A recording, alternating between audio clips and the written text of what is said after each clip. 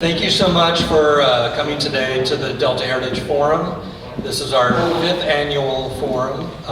This will be the first time after a couple of years that we've been able to do this in person again. And it really feels good to do this in person because it's just not quite the same when it's virtual. So my name is Blake Roberts. I'm with the Delta Protection Commission, a program manager for the Sacramento, San Joaquin Delta National Heritage Area. But also just a kind of a focus on general Delta heritage as well. So I just want to thank you all for coming today. This is, I think, promises to be a really fun day with a lot of things going on. So after my talk, we're going to have a chance to talk a little bit more about the Section 106 process. That will be Dan Ray and Virginia Gardner from the Commission that will be talking a little bit about that. After that, we will have a workshop on America 250, which is the 250th anniversary of independence, American independence. And that's coming up in 2026, but the celebrations have already begun. So we're going to have a little workshop to kind of talk a little bit about planning for that. This will be really the first major American event that we're going through as a national heritage area, and so we thought this would be a good way to really bring together people in the national heritage area. After that, we have a session that will be with Bob Benedetti and Carol Jensen and Dan Hennel, and with moderated by Mitzi I'm sorry, I'm forgetting your, I don't know why, Martinson, and also Natalie Beaver with the Sacramento Public Library. And that will be a workshop, a panel that will talk a little bit about contemporary Delta writing, sort of how we've gotten to where we are right now, and sort of where the possibilities lay ahead of us. And then we'll have lightning talks. And so those will be 5 to 10 minute lightning talks that will talk about different topics of interest to Delta heritage. So we're going to have 4 speakers today. Really, it's a very promising lineup, and I'm sure everybody will enjoy that. And then finally, after our final break, we're going to have a workshop which will focus more on the management plan, the National Heritage Area Management Plan, and specifically on interpretation. Basically telling the stories of the area and how we're going to do that. So I'm going to take this time to really just thank everyone for being here today. I think we have a pretty diverse group in terms of background for everyone. We have some people from state agencies, some from local agencies, some from just the general public, some from academia, and it's just, I think, a really broad group, and I'm really happy that we're all able to be here today. So with that, I think I'm just going to do a brief update on what's going on with the National Heritage Area and with the management plan. And so, as you may recall, in 2019, we were designated as a National Heritage Area. And so what is National Heritage Area? I think many of you probably have gotten this speech before, but I guess I will go through it one time in case you haven't heard it. So a National Heritage Area is an area that's really has a lot of different elements coming together, whether that's cultural or historical or recreational, natural, things that come together to make that a really special place that has significance for the nation as a whole. And so we were lucky enough to be designated in 2019, and really for us, this is just the beginning of our effort to really make this area, a really wonderful place. I mean, we already know this is a wonderful place already, but I think one of the things that we want to do is be able to, make it even better and to really let people know throughout the state, throughout the nation, what a wonderful place this is.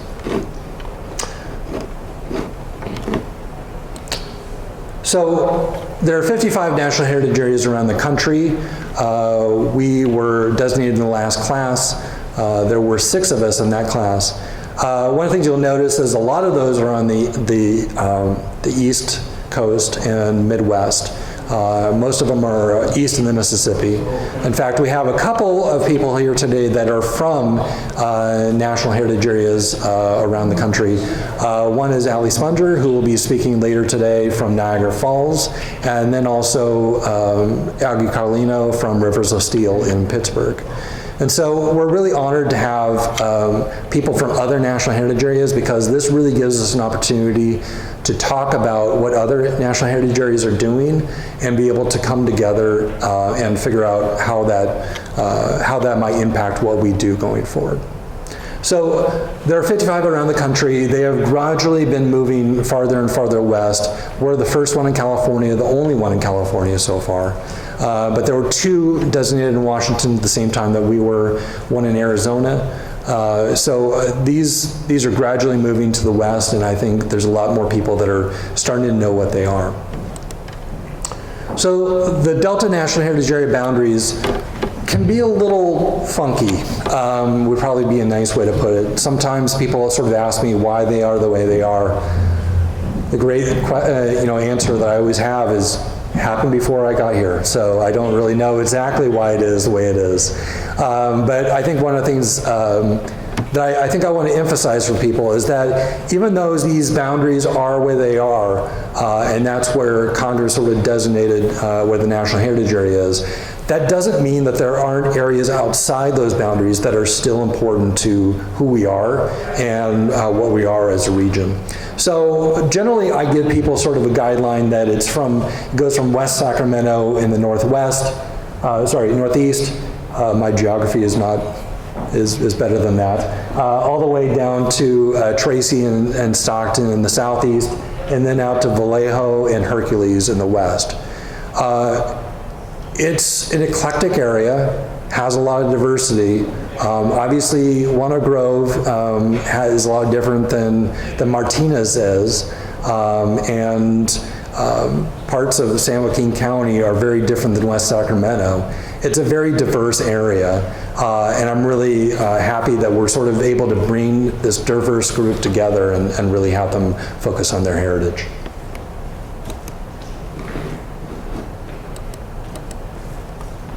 So what are potential activities that a National Heritage Area might do? There's a whole number of things, but I at least wanted to sort of put it together into kind of a small list for everyone. There's historic preservation. Many National Heritage Areas preserve historic buildings. So that's one thing that, or they at least, even if they don't preserve them, they at least assist the preservation of historic buildings. There's cultural conservation. And that is really storytelling. One of the things that's been going on in the Delta is oral histories. We've been able to kind of assist with those projects that are going on in the area. Education and interpretation. Obviously, one of the things that we have as a benefit is that we can bring lots of people into the area and let them know what sort of history is here and what sort of heritage we have as a region. And interpretation really is, what are the stories, how are we going to tell that? And so our workshop later today will focus more on the interpretation. Development of recreational assets. When I often talk to people that don't know a lot about the Delta, they often know about recreation in the area. So this is something that's already important to us as a region, and these are things that we can continue to work on. Nature conservation, obviously that's something that's been very important to people as well. I don't think I have to tell you how important the region is in terms of bird population and fish population. This is one of the most ecologically important parts of California. Tourism and economic development. And these are things that we recognize have to be done in a very delicate way. The Delta is a very rural area. Many parts of the Delta are very rural, and as you know, some of our roadways can't really handle a lot of traffic. So one of the things that we have to do is we have to figure out, how do we bring people in here? How do we provide a storyline, and how do we get people to visit while at the same time trying to preserve our quality of life as well? So that is something that we are going to be constantly dealing with over the next few years. Actually, more than a few years.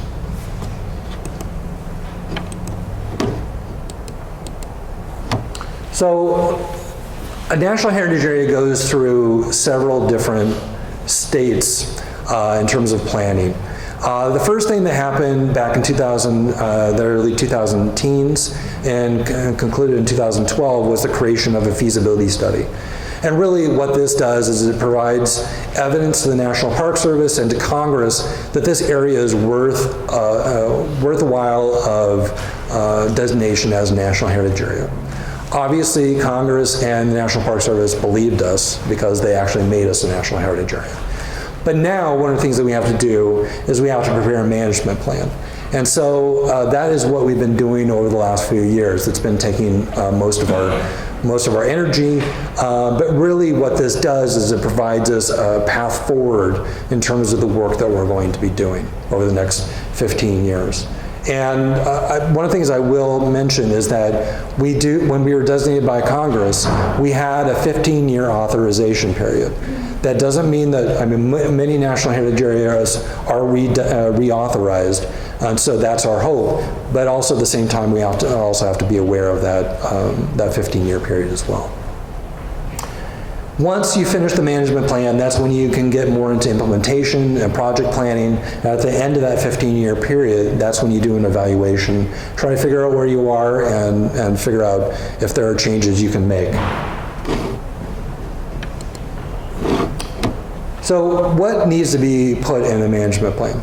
One is that it needs to recognize the diverse interests here. And so that's one of the things that we've done with our advisory committee. We've tried to reach out to as many groups within the area as possible in order to make sure that we're representing as much of the region as possible. It needs to consider government plans and treaty rights.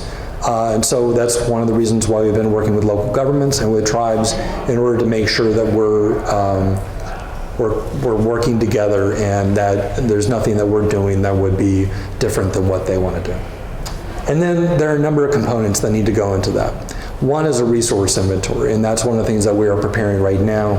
That is really, as you might be able to guess, an inventory of what are the important resources to the area, whether that's historic buildings, whether that's festivals, whether that is certain parks, state and local parks that are important to us, whatever that is. What are those resources that are important to us and to help tell our story? Then we also have recommendations, and these are a list of things that we're developing, which really sort of try to figure out how we're going to move forward with our work as a National Heritage Area. Our recommendations really boil down into heritage development and tourism, into resource stewardship, into the path of what we're going to be doing going forward. The interpretive plan is, we've been very lucky to have California State Parks assist us with the interpretive plan. And so that is, as I mentioned before, the stories, what the stories are and how we're going to tell them. And then funding sources and implementation plan. And that's really where the tire hits the, sorry, my brain is not quite, where the rubber hits the road. Thank you. Forgive me.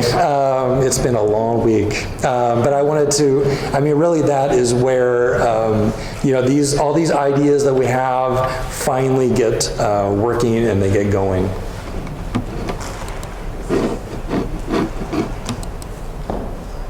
So the outreach that we've done to date, we have created an advisory committee. And that is a 15-member advisory committee. Many of the advisory committee members are here today, and we're really pleased that they're able to come here. That really is an important job because it helps give us the feedback that we need to sort of figure out if we're on the right path and how we can move forward. Then we also have task groups, which sort of serve as subcommittees to the advisory committee, and that focuses on several different things: heritage development and tourism, on interpretation, on organization, and then on resource stewardship. And I'll talk a little bit more about the importance of all these. So we're doing tribal consultation. We've done public workshops last year. And we anticipate that we're going to be doing workshops once the plan is a little bit more put together. So that probably should be going on a little bit next year. The Delta Heritage Forum, obviously this provides an opportunity to get feedback from you. And then we've been doing online surveys, and we've been talking to stakeholders as well. So the things that we have drafted today, we have a mission and vision statement, we have interpretive themes and sub-themes, which are incredible themes and sub-themes. I really encourage you to kind of get more into that. We have heritage development and tourism objectives and actions. We have interpretive goals, actions, and objectives. And those really, as I mentioned before, those are sort of the guidance about how we're going to move forward with things. We have a resource inventory that we at least have an initial draft of, and then we have resource stewardship objectives and actions as well.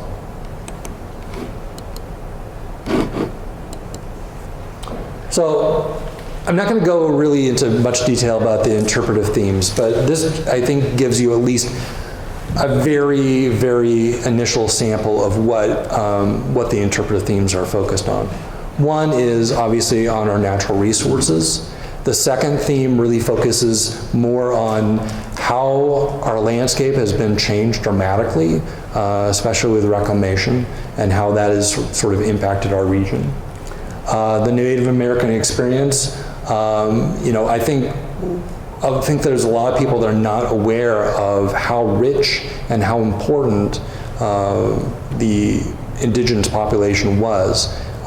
In San Joaquin County, western, kind of the eastern part of the Delta, that had one of the highest densities of indigenous people prior to European prior to European contact in North America, had one of the highest. Basically it was Mexico and us in terms of density of population. And so that really talks about how important this area was for indigenous people. People's stories. There's a lot of different groups that have come through this area, and so we want to be able to tell those stories as richly as possible. Agriculture is obviously an important part of our area, and water. Probably one of the more controversial parts of our region, but definitely a story that needs to be told. We also have supporting themes, and these are themes that really underlie a lot of the primary themes. We have military history. There's really a rich history within Benicia and within Stockton. There's POW camps that were located throughout the Delta during World War II. These are stories that we would like to be able to tell. Transportation-related industries. Transportation is an essential part of the Delta story, whether you're talking about steamboats, trains, highways. There's a lot of different stories that can be told there. Rural and urban centers, as I mentioned, it's a very diverse national heritage area. You have very urban areas and you have very rural areas all together in one group. So to be able to tell these stories and how they relate to each other is important. Recreation and art. A lot of people know the area because of art and because of recreation, and so these are things we want to tell as well. And energy production. I don't think a lot of people are aware of how important Rio Vista has been in terms of natural gas over the last 50 to 75 years.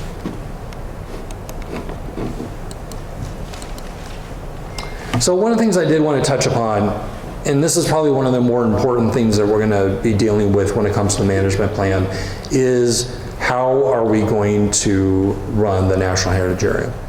Right now we're currently run out of a state agency that has its good and bad aspects to it. So one of the questions that we have is, how do we do this going forward? How do we sort of deal with the bad things about working within a state bureaucracy, and how do we meld that with the good things of it? So that is one of the things that we have to figure out going forward, is how are we going to run the National Heritage Area in the future? One possibility is just to continue management the way it is within the Delta Protection Commission. Another possibility is to work with other organizations, perhaps in a, it sort of depends on how much we want to work with other partner organizations, but that would definitely be a part. Another possibility is moving the National Heritage Area over to a separate entity altogether. But that actually involves an act of Congress, so that is a big thing to deal with. And so at this point, this is one of the questions that we have going forward, and one of the things that we're going to need to figure out. So I'll just give you a sample of what schedule is for the management plan going forward. We have advisory committee and task group meetings going on right now. The advisory committee meetings are open to the public. We encourage you to participate. And so if you go to the National Heritage Area webpage, we have agendas on that that are available. Our next meeting is going to be on December 1st. We're also going to be meeting with our task groups as well, so that will be things that will be coming up. One of the things that we are going to be reaching out to different groups about is partnerships and making sure that we have good collaboration with other partners. One of the things the National Park Service has asked from us is that they want to make sure that we have good support of partners within the region. So one of the things that we might be doing is coming to your groups and asking you for letters of support to show the importance of the National Heritage Area from you, and let the National Park Service and Secretary of Interior know how important this is to us. And then once we will be putting all the different parts of the plan together, the commission will finally review that, and so that will be happening probably spring. I would say it would probably be late winter, spring will probably be when the commission will be reviewing that, and we will have a public. We'll have an open public period for people to comment on the plan. So I really encourage you all to kind of be involved in that. Once the commission finally approves this, then it will go to the National Park Service and to the Secretary of Interior for final approval. So once we get final approval, one of the great things is that we will likely get a boost in how much money we get from the federal government. That's part of the incentive, the carrot for finishing our management plan.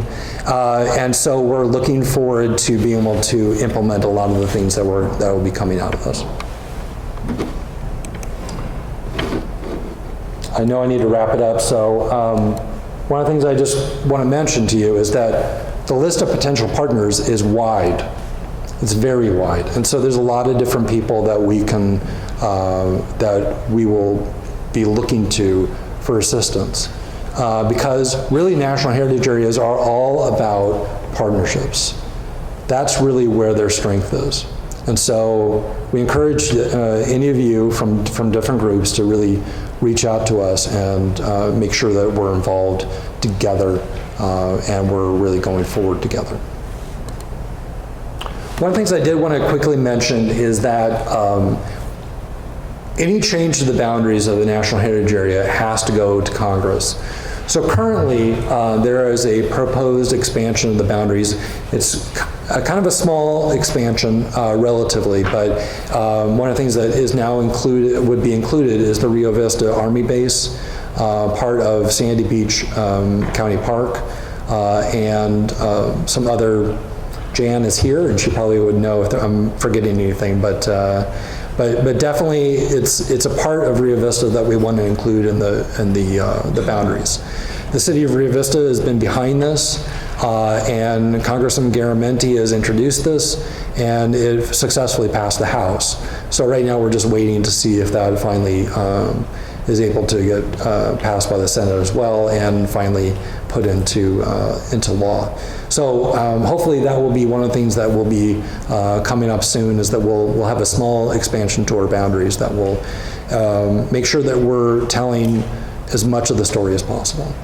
So with that, I think I'm just going to wrap. Oh yeah, one thing I did want to mention is that This is just the beginning. The management plan really just provides us our marching orders, but really the important things are to get these things done and to really get things happening in our region.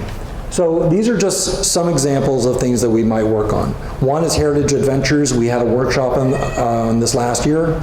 And really, Heritage Adventures are really if you're bringing people into the area, what do you want them to do? What sort of adventures do you want them to have?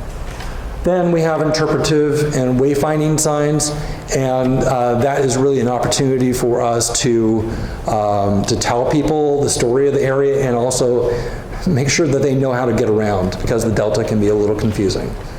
Branding and marketing. The reason why I mention this is that it's really important to us to let people know about us and really make sure that people know the National Heritage Area. And so I think branding is going to be important just because we want people to know that there's a National Heritage Area here, and we want to let people know how important it is to us. America 250, we'll talk about that a little bit later on. And then plus, I think there's also going to be opportunities for public art and for doing lots of great projects within the region. So we encourage you to talk to us about projects that you want to work on, and we're hoping that we can move forward with some great things that'll make the Delta an even better place. So, yes, Steve. I'm curious, it seemed to me that the National Heritage Area objectives are diametrically opposed to the imposition of the tunnels. I just wondered if the designation of the area would conceivably slow or stop that process. There is something in our legislation that specifically calls out that this doesn't have any effect on water projects. So that is, but I think one of the things that is a good segue into our next session, which will be on the Section 106 process, because there will be some important things that can be learned from that that will be relevant. Thank you.